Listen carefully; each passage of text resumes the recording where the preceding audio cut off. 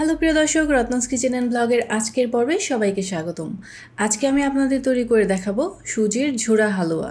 এর জন্য আমি এখানে একটা প্যানে মেজারমেন্ট কাপের হাফ কাপ পরিমাণ সুজি নিয়ে নিচ্ছি। এবার সুজিটাকে 3 থেকে 4 মিনিটের মতো নেড়ে চেড়ে ভালোভাবে ভেজে নিব। এ সময় চুলার তাপটা আমি লো হিটে রেখেছি, তা না হলে কিন্তু সুজিটা পুড়ে যেতে পারে। প্যাকেটের যে গমের সুজিটা পাওয়া যায়, এখানে আমি সেই গমের সুজিটা ইউজ করেছি। সুজিটা যত সুন্দর করে ভেজে নেওয়া যাবে, সুজির হালুয়াটা ততটাই সুন্দর ঝুরঝুরে হবে।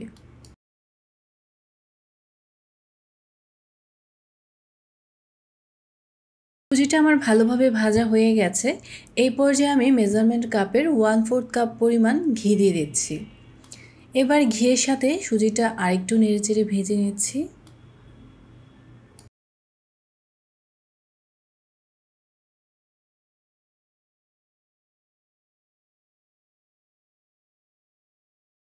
এর সাথে দিয়ে দিচ্ছি 1/4 কাপ পরিমাণ নারিকেল।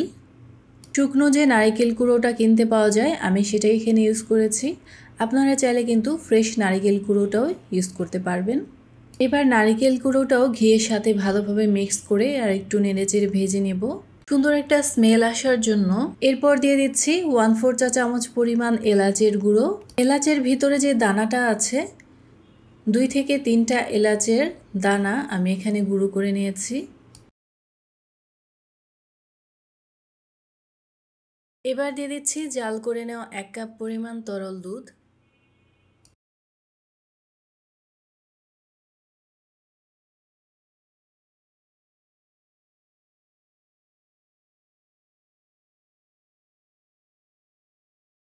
দিয়ে দিচ্ছি চিনি।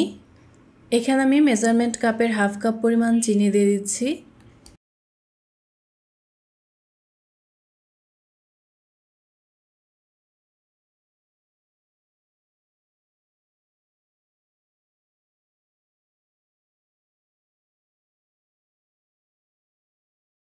চিনিটা সব কিছুর সাথে ভালোভাবে মিক্স করে নেওয়া হয়ে গেলে এই পর্যায়ে দিয়ে দিচ্ছি মেজারমেন্ট কাপের 1 কাপ পরিমাণ পাউডার মিল্ক। এবার সব কিছুর সাথে পাউডার মিল্কটা ভালোভাবে মিক্স করে নিব।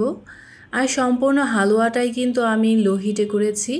স্প্যাচুলা দিয়ে হালুয়াটা ভালোভাবে এক পাশ থেকে অপর পাশ উল্টে পাল্টে নাড়তে থাকবো। নাড়তে নাড়তে হালুয়াটা কিন্তু একসময় একটু ড্রাই হয়ে আসবে। এই সময় চুলার হিটটা আমি বন্ধ করে দিয়ে এই বন্ধ চুলাতেই হালুয়াটা আরেকটু নাড়তে থাকব। এরপর নাড়তে নাড়তে কিন্তু হালুয়াটা ড্রাই হয়ে ঝুরঝুরে হয়ে আসবে। সুজির এই ঝুরা হালুয়াটা তৈরি করা একদম সহজ আর খুব কম সময় লাগে। আর এটা খেতেও কিন্তু ভীষণ মজা। রুটি অথবা পরোটার সাথে সকালে নাস্তায় কিন্তু এটা পরিবেশন করতে পারেন, অথবা এমনিতেও চামচ দিয়ে খেয়ে নেওয়া যায়। আশা করছি আপনারা বাসাতে এই সিম্পল হালুয়ার রেসিপিটি তৈরি করবেন। আর এই হালুয়াটার টেস্ট আপনাদের কাছে কেমন লেগেছে অবশ্যই কমেন্ট বক্সে জানাতে ভুলবেন না। দেখতেই পারছেন হালুয়াটা কিন্তু ঝুরঝুরে হয়ে আসছে। আর চুলা থেকে নামানোর পূর্বে আমি এর সাথে কিছু বাদাম কুচি অ্যাড করেছি। তো প্রিয় দর্শক, আশা করছি আমার আজকের এই হালুয়ার রেসিপিটি আপনাদের কাছে ভালো লেগেছে। রেসিপিটি ভালো লাগলে অবশ্যই আমার চ্যানেলটি সাবস্ক্রাইব করবেন আর আমার ফেসবুক পেজটি লাইক ও ফলো দিয়ে সাথে থাকবেন। আজকের মতো এখানেই বিদায় নিচ্ছি। চলে আসবো পরবর্তী রেসিপি নিয়ে। সে পর্যন্ত আল্লাহ হাফেজ।